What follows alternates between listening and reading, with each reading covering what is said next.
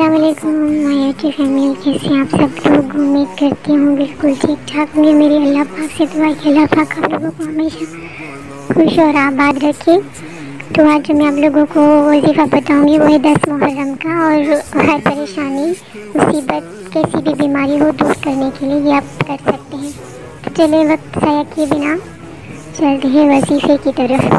کوئی پریشانی لاحق ہو یا کوئی مشکل درپیش ہو تو 41 بار یا حل المشکلات پڑھیں۔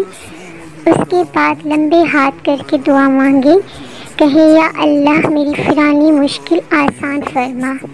پھر لا خوف علیہم ولا ہم یحزنون 3 بار پڑھ کر چاروں طرف پھونک مار دیں۔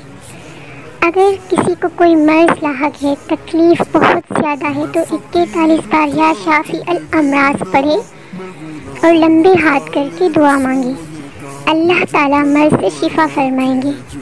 اگر آپ کوئی کام کرنا چاہتے ہیں اور ناکامی ہو رہی ہے تو 41 بار یا قاضی الحاجات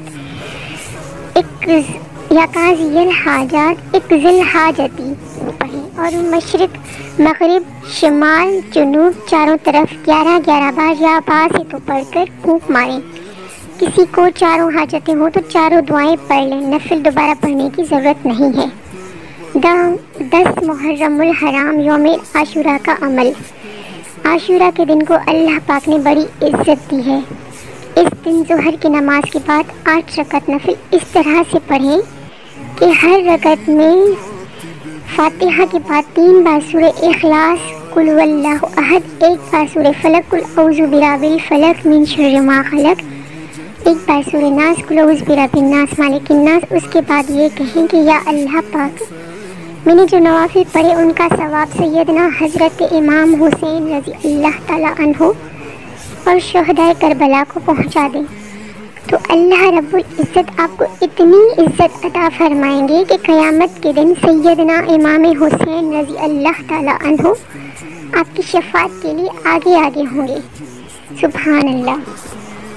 اللہ پاک ہم سب کو نیکی کی راہ پر چلنے کی توفیق عطا فرمائے، آمین ثم آمین۔ میرے پیارے بہن بھائیوں، اگر میری ویڈیو پسند آئے تو زیادہ سے زیادہ شیئر کیجیے گا تاکہ سب کو فائدہ ہو۔